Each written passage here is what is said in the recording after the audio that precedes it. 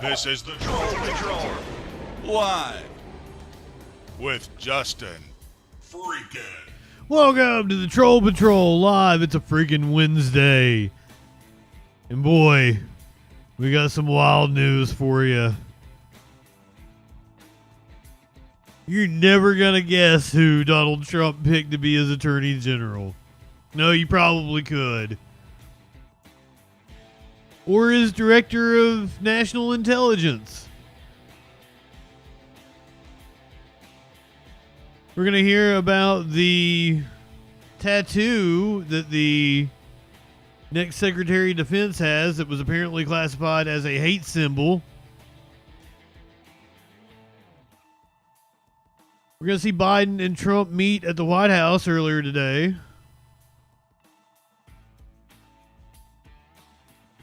We're gonna talk about the makeup of Congress, the new Senate Majority Leader. I got a Maynard over here on me.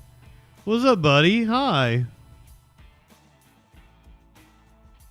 You come over to talk about the next Attorney General? You got thoughts? Llama, good evening. I do not have I'm a little scruffy, but I don't have a hobo beard. A little scruffy though, a little scruffy. Still rocking the standard Fu Manchu. So there's going to be an opening in the Senate from Florida, and you're never going to guess who a certain pundit is throwing out as a possible name to run, and that wouldn't surprise me. We're going to talk about UFOs. Give you an update on the Louisville factory that exploded yesterday. Bodies were found at a South Carolina motel. A former Vogue model was arrested in a stabbing.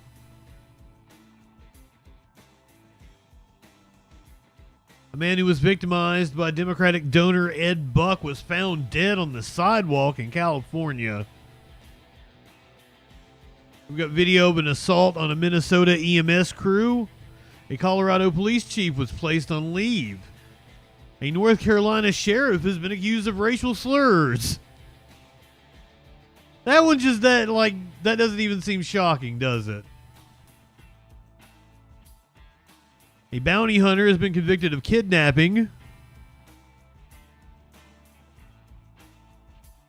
A Pennsylvania district attorney is suing to allow medical pot patients to own guns. Man was caught on video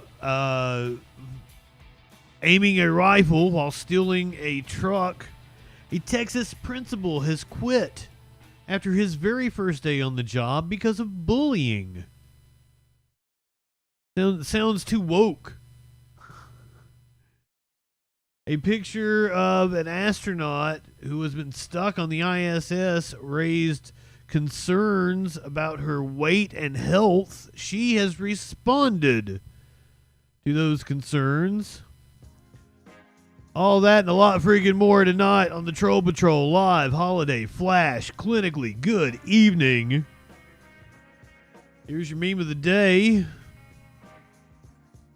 Matt Gaetz, the pedophile? Who's the Secretary of Education? Mrs. Beetlejuice Handjob?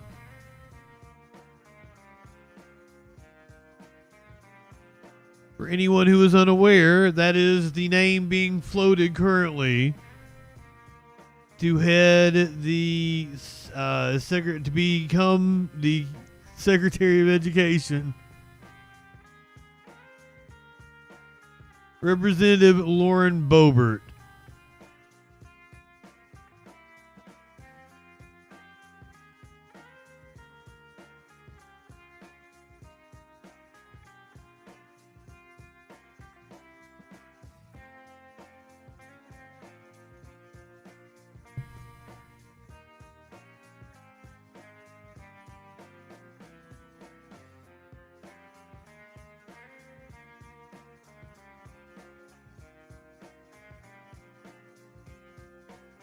I don't even know. I don't even know what to say. We got a lot of shit to cover. It just gets dumber and dumber as we go along. This administration coming together at breakneck speed. Barely knew he was going to be the president at this time last week. This is an ABC News special report. Now reporting, David Muir. Good morning. We're coming on the air because we're about to get our first look at today's White House meeting between President Biden and President-elect Donald Trump, the two sitting down in the Oval Office just a short time ago. This is Donald Trump's first time back in the White House since he left Washington in January 2021. There has been no shortage of harsh words, obviously, from either side for the other. President Biden inviting Trump to the White House. Just doesn't seem surreal. Vice President Kamala Harris. He did not do this. Meeting after Joe Biden defeated Donald Trump in 2020. Joe Biden. President Biden committing to uphold the peaceful transfer of power. This meeting comes as Donald Trump moves quickly with his transition team at Mar-a-Lago, building his new administration. He's already filling top positions, including naming his chief of staff, deputy chiefs of staff, UN ambassador, and Homeland Security chief. Last night, he also revealed Fox News weekend host and Army veteran Pete Hegseth as his choice for defense secretary. We also know Elon Musk and Vivek Ramaswamy will play major roles in the new administration, creating the Department of Government Efficiency. It will likely exist outside the federal government, with its expected focus to cut many government agencies. President-elect Trump has vowed on day one to rescind a number of President Biden's executive orders, including those concerning immigration. As they meet in the White House, Republicans on the Hill, meantime, are deciding on new leadership in Congress, who will be the next Senate Majority Leader, with Mitch McConnell stepping down. Before arriving at the White House, President-elect Trump meeting with the House GOP conference. He congratulated them on the election, saying, "Isn't it nice to win?" On Capitol Hill today, Senate Republicans are expected to vote on that new Senate Majority Leader. Florida Senator Rick Scott, a staunch Trump supporter, is up against Senator John Thune and John Cornyn. We know who won that. Endorsed any of them. President-elect Trump will take the oath of office a little more. I will tell you that here shortly. The Oval Office. We'll look at the pictures here in just a moment. This is President Biden, obviously, and President-elect Donald Trump. The invitation extended by Biden. Let's look. Here we are, right? Thank you. Oh my God! Congratulations. Thank you. And What a wild like we said, situation. smooth transition. Do everything we can to make sure you're accommodated, what you need. And we're going to get a chance to talk about some of that today. So Good.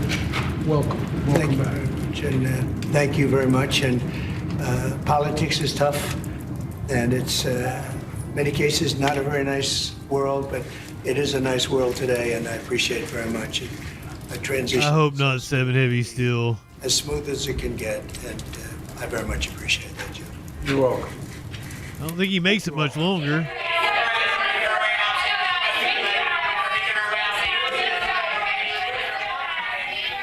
You can't blame them for not trying. They're the reporters in the Oval Office asking questions of the President-elect Trump right there and of President Biden, smiling at each other, but not taking the bait, if you will, any of the questions inside that room. You heard President Biden say to the president, Surreal. "We want to make sure you have a smooth transition of power. We're here to help you with anything that you need." The president-elect saying politics is tough, that the world is not a nice place, but it is a nice place today. Certainly appreciating the extension. But it is a nice place today when you're kissing my ass. Peaceful as possible. Let's bring in our chief White House correspondent, Mary Bruce, also watching these images as they're coming in. And Mary, as you look at the image, Well, good evening to you too, DJ Dub. and this courtesy 4 years ago when Biden beat him. President Biden, in an effort to strike a new tone moving forward, extending that invitation today. David, this is something we haven't seen in 8 years, and yet the president felt it was very important for the world to see this, to see these images, and for him to be able to reiterate he has presidential immunity. Peaceful and smooth transition. And it was clear. I was in the room there as the pool reporter today in the Oval for that, and it really felt like both the president-elect and the president, after this bitter, hard-fought campaign, were really trying to bring down the temperature there. As you noted, Donald Trump mentioning, look, politics is a tough business, but they are trying to move. They're going to bring down the temperature. Donald Trump, they're in this meeting, a ritual that he did not what's his President inauguration speech going to be like? Remember this American Carnage speech from 2017? Mary, stick with us. I'll come back to you in just a moment. John Carl, you're also watching. That's JFK, isn't it, on the right? Then President Maybe Martin Obama Luther King on the extended left, I think. to the president-elect Donald Trump for his first term in office. Yeah, and I have to tell you, these are two moments that are extremely rare in the life and career of Donald Trump. Two moments. Also, if that is a bust of JFK, how weird is it to have the head of JFK just sitting around the White House? You don't think it looks like JFK?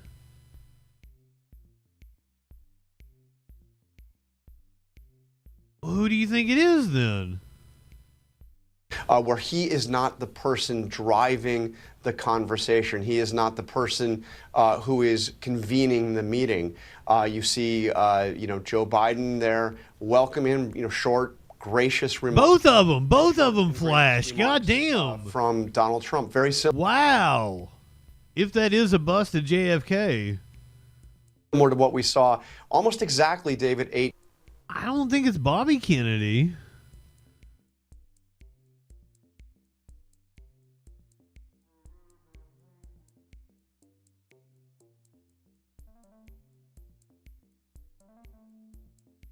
Oregon gal, good evening. Oh, it's busted, all right.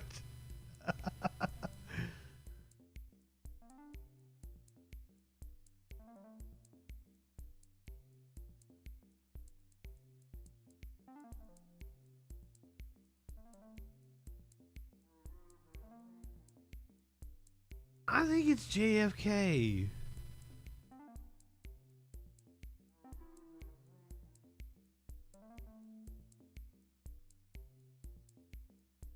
There is a bust of JFK in the White House. Let's see what it looks like.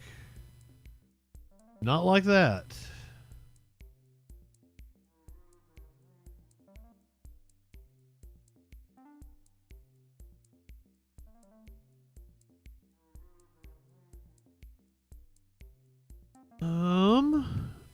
The other one is MLK. That is correct.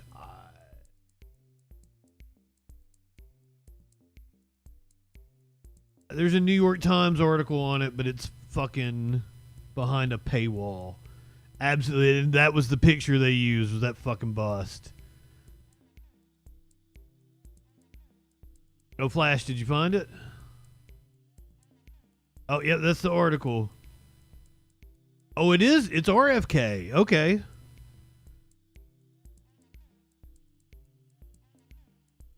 It is RFK.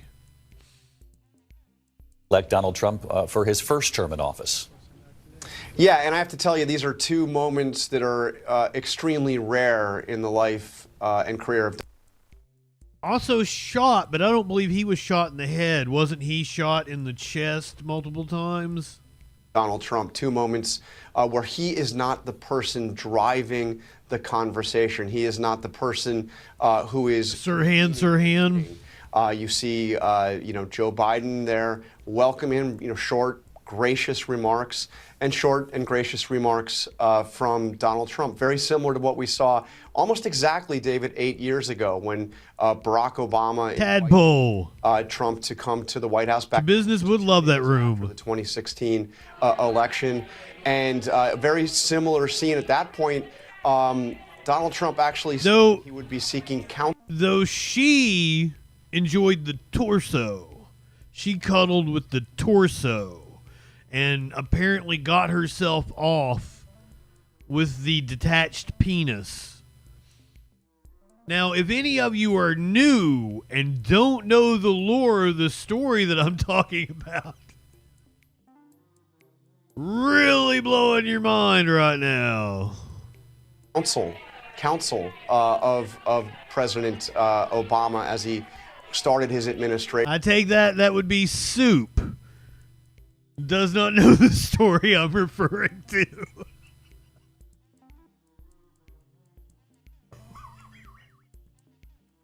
Anonymously, welcome in. Am I gonna have to recap it? By the way, I have like 40 minutes of her body cam footage that I'm just saving for a special occasion.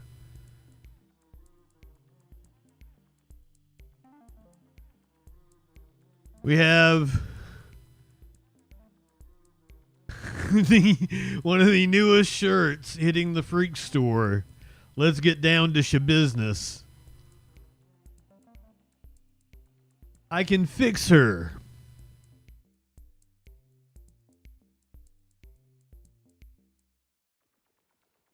Soup, a couple of years ago, I found this story about this woman who attacked her lawyer. I'm going to, Tadpole. That needs to be a segment on the show. I found this woman who attacked her lawyer in court. Her name was Taylor Shabusiness. So all I know going into it before I even play the clip, woman attacks lawyer in court. So as I'm setting it up, I learned her name is Shabusiness. And that automatically, like, I spend 10 minutes talking about her name being Taylor Shabusiness. I can't get over the fact that her name is Taylor Shabusiness. Then we watch her attack her lawyer in court. She does. She just, like, gets up and starts, like, waylaying on her, and they have to restrain her and everything.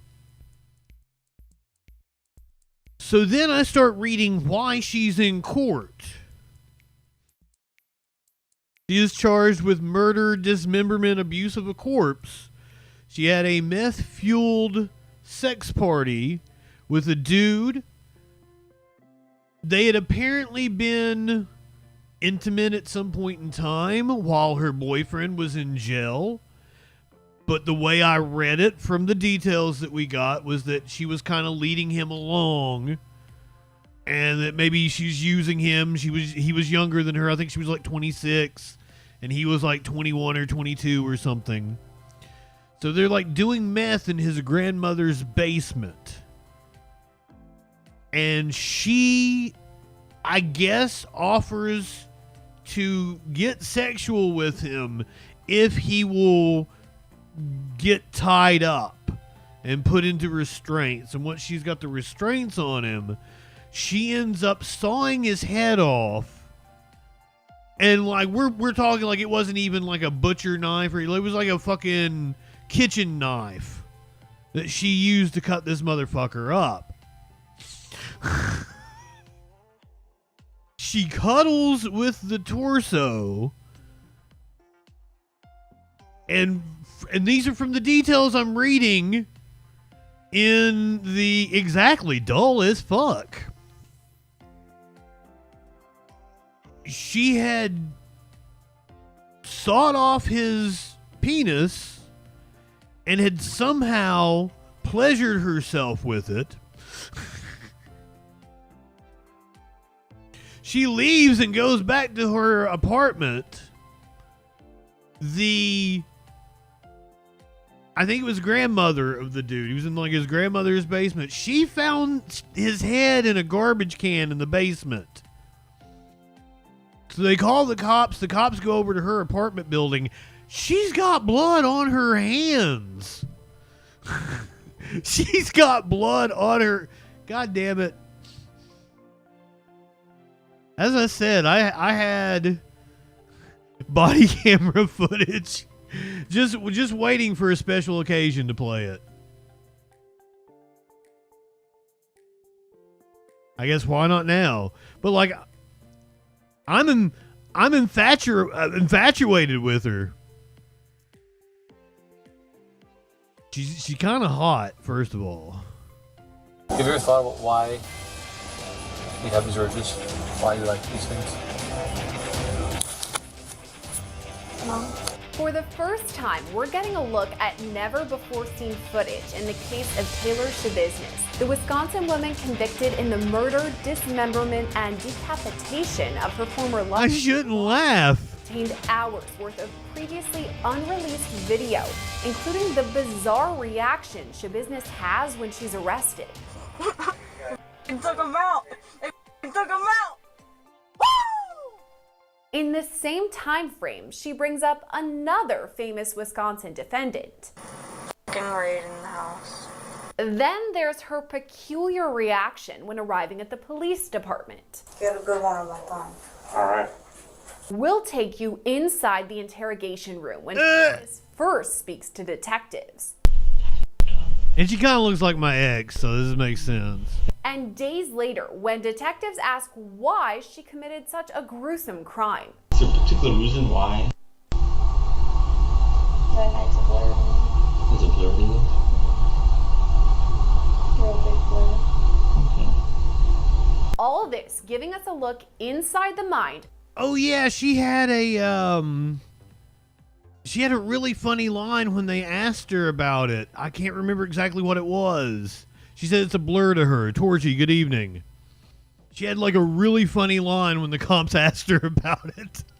Of a convicted murderer. The case takes us back to February 2022 when Shabiznis murdered 24-year-old Shad Thyrion. She'd known Thyrion since middle school, and the pair had dated and hooked up in the past. But on this specific night, rough sex led to something much more nefarious: murder and dismemberment. I don't think she was fucking him. Over here right away.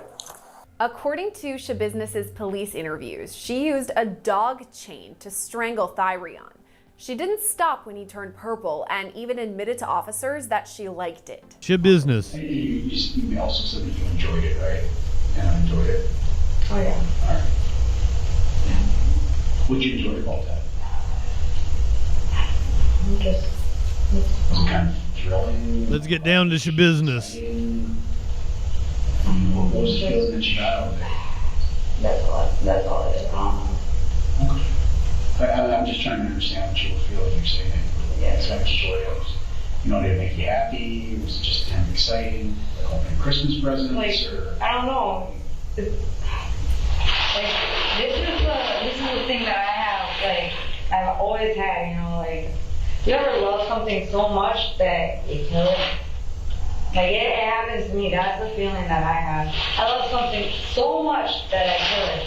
Like, This story, like, it keeps going on because, like, one, her dad testified. He's in jail. Like, the whole thing is fucking wild. And I was glued to it. Come on. Anyway, we got actual breaking news. Lots of shit going on. Then Justin to horny jail. No, her dad is not in jail. It's a completely unrelated charge. Matt Gaetz has been named Trump's pick for Attorney General. Just your reaction to this. I mean, this news just broke. It's out on Trump's Truth Social. Is the Hill abuzz with the news? Is your phone blowing up over this? Give us a sense of what's going on. Well, yeah, I mean, look, this is what the American people voted for, right? I mean, you know, Trump was not shy. This one's wild. Country, and, you know, in Matt Gaetz, he's not only going to get someone who's fiercely loyal, but fiercely competent. Matt Gaetz knows exactly what to do with the Attorney General's office. He will turn that into be most powerful Attorney General in American history. I know Matt well. We served together in the legislature in Florida. In fact, Matt was the one who was part of the transition team of Ron DeSantis, who helped get me. Yeah, what the hell, Moskowitz? Director of Emergency Management in the state of Florida. And so, you know, Trump was very clear on what he wanted to do with government. And in Matt Gaetz, he is going to get a very competent, very powerful Attorney General. So what do you think he is going to do as AG, if confirmed? Well, I don't know. I mean, obviously he's got a boss in Donald Trump. But anyone thinking that Donald Trump was just ready to move forward, that is clearly not the case. And so, you know, at the end of the day, this is what happens. Elections have consequences. You know, we talked about this during the election. But, you know, at the end of the day, Matt was a former prosecutor, former attorney in private practice. He is a fierce Donald Trump loyalist. Matt has prosecuted the case in Congress for Donald Trump for years, and now he's going to get to do that on behalf of the American people if he gets confirmed. I've heard from some of your Democratic colleagues in the House who are concerned, this was before Matt Gaetz was the pick, that a Trump DOJ might target them, that they could be investigated. Do you think that is going to be part of Gaetz's repertoire? Is he going to be settling scores? I think Gaetz does too, Balls. Well, I don't know. I don't want to speak for Matt or speak for the Trump administration, but I'm pretty sure they're not just going to go. Well, I mean, I'm pretty sure with this pick, they're not just going to go around and shut down puppy mills. All right, this is a very serious pick, and Donald Trump is obviously telegraphing that he means business. Matt Gaetz is one of his best weapons in Congress. He's taking him out of Congress, and he's giving him the Attorney General's office. And so, again, picking a lot of fuckers from Florida. You know, Matt is very good at what Matt does in Congress, and now he's going to bring that to the Attorney General's office. And so I don't want to get ahead. This is the third person he's plucked from Congress in Florida. And then also named Rubio Secretary of State, the senator from Florida. Ahead of what their plans are, but Donald Trump is very clear on what he plans to do with DOJ by giving it to Matt Gaetz. You are on the Foreign Affairs Committee, and you obviously have an eye on those issues. When you look at some of the picks, we now also another controversial pick is Pete Hegseth, who does not have government experience, former Fox News host and a veteran. Zeldin at the EPA is scary. For DOD, Tulsi Gabbard for for Director National of Intelligence. Intelligence. What is the most concerning? What are the most that is possible, Flash, for you when it comes to the issue? We'll talk about the margin in Congress here shortly. Well, look, I think the meeting of all these people is going to be fascinating and problematic. I mean, you got Marco Rubio and Mike Waltz. Those folks are very serious about policy and protecting America, are tough. Herbies is no big deal. Tough on China, tough on Russia. And then in the DOD picks and in intelligence, you have folks kind of on the opposite side of that. And so, indeed, question marks. Fascinating to watch the power. New national security or national director of national intelligence. I'm sorry. Everyone's going to get through Senate confirmation, and we'll have to see which ones do and which ones don't. Moskowitz brings up Senate confirmation, which I'm hearing that there is a lot of chatter that Matt Gaetz may not be able to muster the votes to make it through confirmation in the Senate. Which is kind of weird that he did what he did earlier today, but I have a reason why he might have done this. Matt Gaetz with a stunning announcement. Well, thank you all for being here again. It is a new day in America. Yesterday morning, we began on the steps of the House as everyone was flying in to begin work again as we complete the 118th Congress. And we celebrated what is a new beginning, really, a new morning in America, a new day in America. And so today we began this morning, as Steve Scalise just told you, our majority leader, that we began with President Trump. And he came to visit us. It was a bit of a pep rally. Everybody feels very confident, very encouraged about the days ahead. And he gave us a very inspirational message. And he talked about the importance of maintaining unity and standing with this leadership team to go forward. It was very well received, and that set the tone for our day. And we had a very productive day together as a Republican conference. And the theme that you'll hear over and over from all of our members across the conference is that we are unified and energized and ready to go. We have to welcome in. Deliver for the American people beginning on day one in the new Congress, and we will be ready for that. I want to congratulate duly elected to help serve the conference. This is an extraordinary leadership team, and those who've been reelected who have earned those positions well. This was a group and a body today that worked together and did some really extraordinary things, putting together a leadership team and deciding upon this is scary. Rules.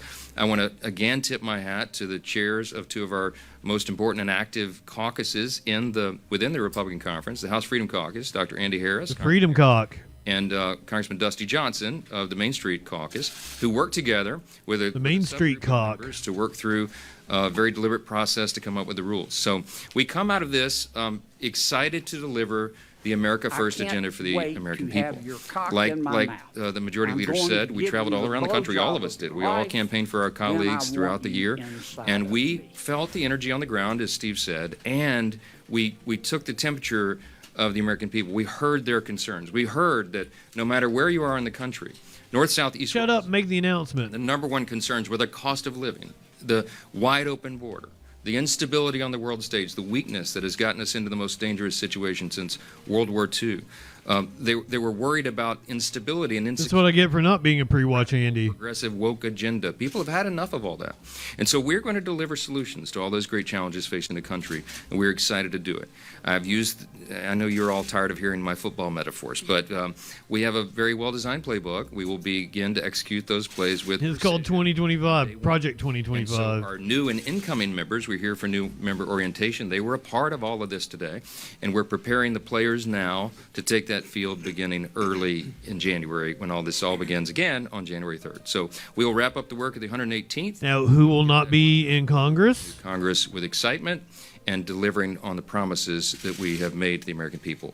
We're grateful to be working in hand with President Trump and to take this energy into the new year. So we'll take a few questions. I know you have several. Yes, sir. Speaker, thank you very much. While you were inside in your meeting, President Trump announced that he will nominate your colleague Matt Gaetz to be the next Attorney General of the United States. What do you make of that nomination, and how do you feel about his impending departure from the House? Well, I talked with Matt immediately after. Who's she? I don't recognize her. She can be my Republican mommy. That nomination was made. In fact, President Trump told me this morning when he walked in, we were behind the curtains. He tipped me off that would be happening. Matt and I were classmates. We came to Congress at the same time in the 115th Congress in January 2017, and alphabetically we're seated right next to one another in Judiciary Committee. We served there together for 7 years. Some of y'all who cover Judiciary know those are long meetings, so I got to know Matt very well. Look, I'll say this. Everyone who served with him will tell you he's one of the most intelligent members of Congress. He's an accomplished attorney. He's very concerned about the lawfare that has been occurring in the Department of Justice under the Biden administration, and the fact that the American people have lost their faith in our institutions of justice because of everything that they've seen. He's a reformer in his mind and heart, and I think that he'll bring a lot. All we can do is joke. I think out of deference to us, he issued his resignation letter effective immediately of Congress. That caught us by surprise a little bit, but Did you guys catch that? Matt Gaetz, as of right now, no longer a congressman, has tenured his resignation from Congress, which to me is weird because I don't know that he's going to get confirmed. He's an accomplished attorney. He's very concerned about the lawfare that has been occurring in the Department of Justice under the Biden administration, and the fact that the American people have lost their faith in our institutions of justice because of everything that we've seen. He's a reformer in his mind and heart, and I think that he'll bring a lot to the table on that. I think out of deference to us, he issued his resignation letter effective immediately of Congress.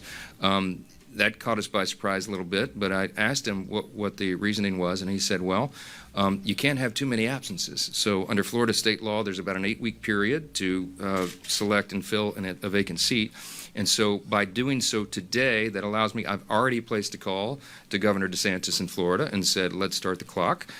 He's in Italy at the moment, and so we're going to talk first thing in the morning about this. And if we start the clock now, if you do the math, we may be able to fill that seat as early as January 3rd when we take the new oath of office for the new Congress. So Matt would have done us a great service by making that decision as he did on the fly, and so we're grateful for that. So we move forward. Look, I'll say this about. So there you go. People have asked me all day long. President Trump is poaching all of your talent. Yes, we have an embarrassment of riches here. The Republican conference is full of people who are extraordinary. Embarrassment of riches. Is that what they call it?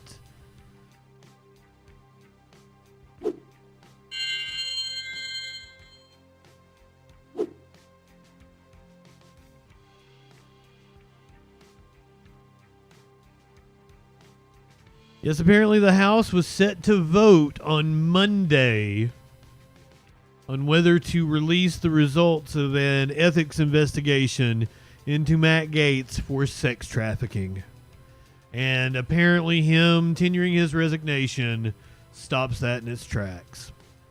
Michael, good evening. Prometheus, good evening. Mr. Spronk.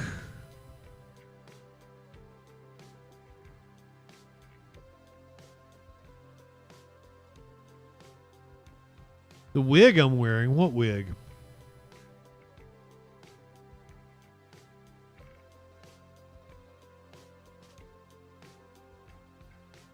Meanwhile, we have a new director of national intelligence who's not exactly the most intelligent. I want to put up just this as well, talking about all the high-profile appointments by the administration, talking about this chief of staff. Alien. Now the Secretary of State, Marco Rubio. We're also learning more information right now by another cabinet appointment in this new quick-forming Trump administration, that being of Tulsi Gabbard. I want to put this is a fast-moving storm. Director of National Intelligence. Here's a statement as well from the president-elect Donald Trump saying, I am pleased to announce that former Congresswoman Lieutenant Colonel Tulsi Gabbard will serve as the Director of National Intelligence. For over 2 decades, Tulsi has fought for our country and the freedom of all Americans.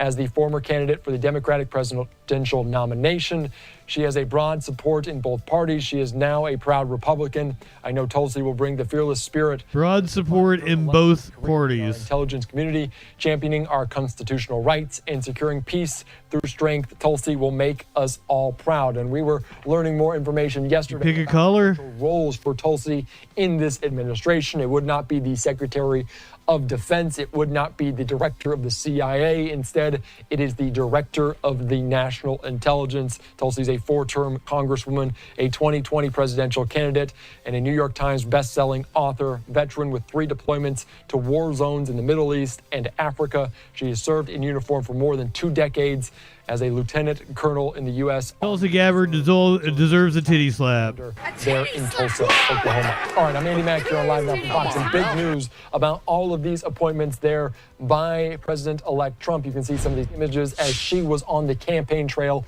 in a big way before this November election, as it goes in a major way to Trump and the Republicans. All right, we're following all the latest here on Live Now.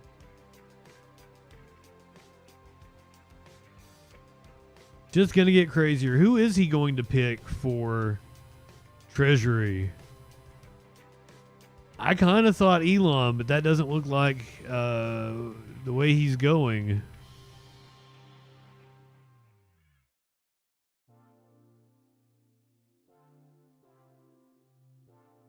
MTG, no way. See, that's who I thought he would pick for Department of Education, but is apparently looking at Lauren Boebert.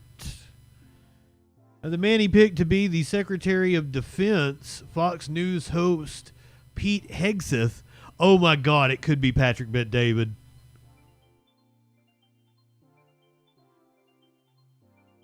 That's possible. The incoming Secretary of Defense, Pete, if confirmed, Pete Hegseth, was apparently invited to the White House, but then disinvited after they found out about a tattoo that he has. I was deemed an extremist because of a tattoo by my National Guard unit in Washington, D.C. And my orders were revoked to guard the Biden inauguration. Jerusalem cross tattoo, which is just a Christian symbol. Is that this is the one. Is that the tattoo? Yep, right here. This one is what got me disinvited. I'd never had orders revoked before. I mean, listen, it's Princess Kimberly. You remember after January 6th, everyone was in Washington, D.C. Like Nancy Pelosi had the parking garages full of National Guardsmen. My commander called me a day before, tepidly, and was like, Major, you can just stand down. We don't need you. We're good. I'm like, what do you mean? Everybody's there. He's like, no, he couldn't tell me. When I was writing the book, I reached out to somebody in the unit who could confirm with 99.9% certainty because he was in the meetings and on the emails. Nope, someone inside the DC Guard trolled your social media, found a tattoo, used it as an excuse to call you a white nationalist, an extremist. Well, you were specifically by name orders revoked to guard the inauguration because you were considered a potential threat. How was that? It's a cross. I was deemed an extremist because of a tattoo by my National Guard unit. Let's take a good look at it. My orders were revoked to guard the Biden inauguration. Jerusalem cross tattoo, which is just a Christian symbol. Is that this is the one. Is that the tattoo? Yep, right here. This one.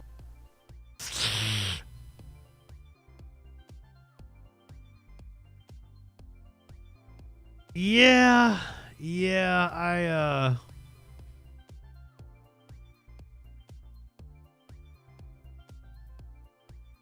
Yeah, that's the Iron Cross. It is definitely a Nazi symbol.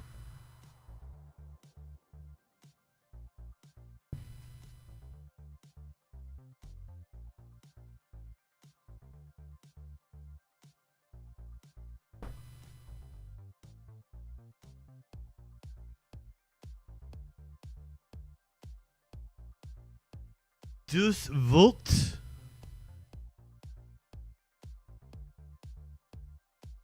Flash the Fed in the chat, apparently correcting us, not the Iron Cross.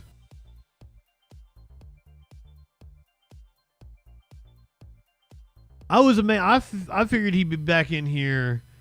He went out like 30 minutes before the show. I figured he'd be back in here within 5 minutes, and he was not. Took him that long, almost an hour.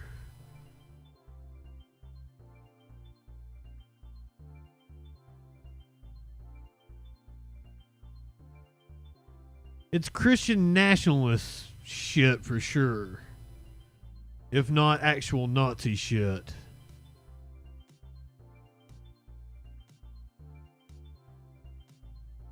The House not the only body seeing action today. Republicans voting for their new leadership. Donald Trump's chosen one, Rick Scott, not winning. Here's your new Senate Majority Leader, John Thune.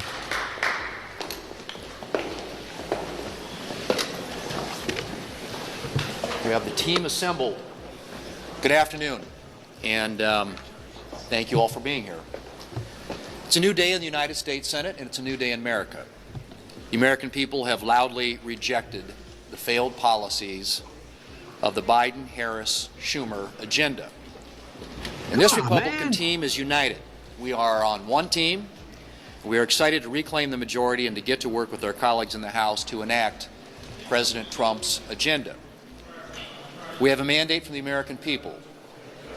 A mandate not only to clean up the mess left by the Biden-Harris Schumer agenda, but also to deliver What's Scott doing? on President Trump's priorities.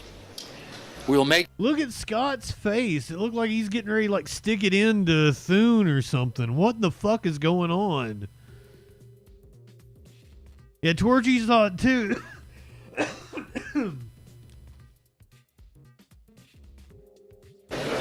A mandate not only to clean up the mess left by the Biden-Harris Schumer agenda, but also to deliver on President Trump's priorities. We will make sure that the President and his team have the tools and the support that they need to enforce border security laws and to remove the violent criminals who are wreaking havoc in every one of our states. We will work to make America prosperous again by streamlining the bureaucratic machine and overturning costly Biden-Harris regulations. Tom Cotton has the most punchable We will work face. to restore American energy dominance. Not just our energy security, but energy. My gal Joni Ernst is there somewhere. She must be off to the side there because I saw a different picture and she was right there. Could at least give me something to look at. Dominance, which will lower costs and bolster our national security. I'm excited to get to work with this team right away, and I want to thank my colleagues who placed their faith in me to serve as leader, and to those who were supporting another candidate. I promise to be a leader who serves the entire Republican conference. We'll have an ambitious agenda, and we'll take each and every Republican working together to be successful. Plausible deniability, DJ Dub. To Senator John Barrasso, the newly elected Republican whip. Barrasso, now the Republican whip. John Thune, the Senate Majority Leader. Rick Scott reacting to his loss. Not going to be the Senate Majority Leader. Apparently not moving up in leadership either. Elected the next majority leader, and it won't be Florida Senator Rick Scott. Instead, Senator John Thune of South Dakota is the winner after 2 rounds of secret voting. West 2's JustinFREAKIN is joining us live this evening. And Justin, JustinFREAKIN. He would be the most loyal to President-elect Donald Trump. Not as cool as Justin Muffins. Michelle, Senator Rick Scott had public support from several Trump allies, including Elon Musk and Robert F. Kennedy Jr., but his Republican colleagues decided the longer-serving senator from South Dakota should be the next majority leader. On Wednesday, Republicans elevated Senator John Thune of South Dakota from second in command to the party's top leadership post when they retake control of the Senate in January. Florida Senator Rick Scott fell short in his bid to replace Senator Mitch McConnell. Scott was the new kid on the block that just didn't make it. quite yet. Maybe he will one day, but it wasn't meant to be this time. According to NBC News, Senator Scott only received 13 of 53 votes during the first round of voting behind closed doors. Thur edged out Texas Senator John Cornyn during the second secret vote. When I announced, I said that we are in a moment where we need dramatic change. The voters confirmed that last week when they elected President Trump, and Republicans took the majority in both chambers of Congress with a clear mandate. Scott had a decisive groomed by McConnell over his Democratic challenger. Groomed by McConnell. We kind of thought there was going to be a Trump takeover in the Senate. And apparently Thune might have been the compromise. Debbie Mucarsel-Powell. Looking ahead to his second term in the Senate, Florida political analyst Dr. Susan McManus says, it gives him more time to develop those relationships that the other two candidates had because of their longevity. And that's important. I'm sure that he will give his all to being a senator and certainly be in sync with President Trump's, agenda. Dr. McManus says Trump was strategic in not making a public endorsement for Majority Leader. After all, he had all the surrogates out there doing it for him. And that way, by letting others speak, people who were to be swayed by it would have gotten the cue. But obviously, that wasn't enough. And Dr. McManus says age could have been a factor in today's vote. 61-year-old Thune is the youngest of those three senators who want to replace McConnell. Well, he's been critical of Trump in the past, especially after January 6th. Today, Senator Thune said the Republican team is united behind the president-elect's agenda. Live in Winter Park, I'm Justin Shecker, WESH 2 News. Justin Shecker. Thank you, Sheckers. So now, we mentioned that a lot of people are getting pulled from Florida for positions in Trump's administration. Marco Rubio is going to be serving as Secretary of State, apparently, which would mean there's going to be an opening in the U.S. Senate. This pundit on CNN has an idea about who might run to fill that seat. And what you gonna do, brother? All right. If Marco Rubio does in fact become Secretary of State, we're going to need a new senator from the state of Florida, and we need someone with Rubio's national security credentials. Now, there's one Floridian who can do it. He stood up to the Russians and the Iranians in the 1980s when he defeated the Iron Sheik and Nikolai Volkov, two of America's most lethal foes. He is a real American. He fights for the rights of every man. He knows that courage is the thing that keeps us free. Ladies and gentlemen, I announce Ron DeSantis. Gonna do, Chuck Schumer, when Hulkamania runs wild on you, brother. All right, we got to leave it there. Everyone, talk. Thank you very much. I don't feel like that's out of the realm of possibility. Kat, you're killing me.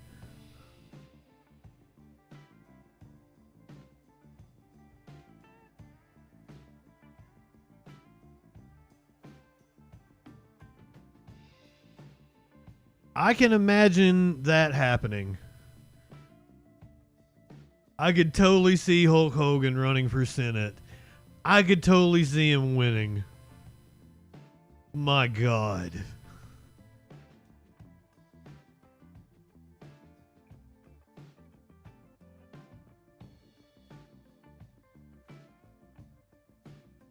It's going to be razor thin in Congress. CBS News projects House Republicans will hold at least 218 seats, possibly more, but have a pretty narrow majority when the new Congress is convened. To explain how that happened, I want to bring in CBS News Executive Director of Elections and Surveys, your friend and mine, Anthony Salvanto. Break it down, Anthony. How you doing, Major? So we think, you see the 218, that's a minimum. When you say maybe more, Republicans could end up around 221, maybe plus or minus one, maybe 220, maybe 222. Something right around there. And there's a few House races still outstanding. But the way that this happened really came down a lot to California. We did make a projection in Arizona today.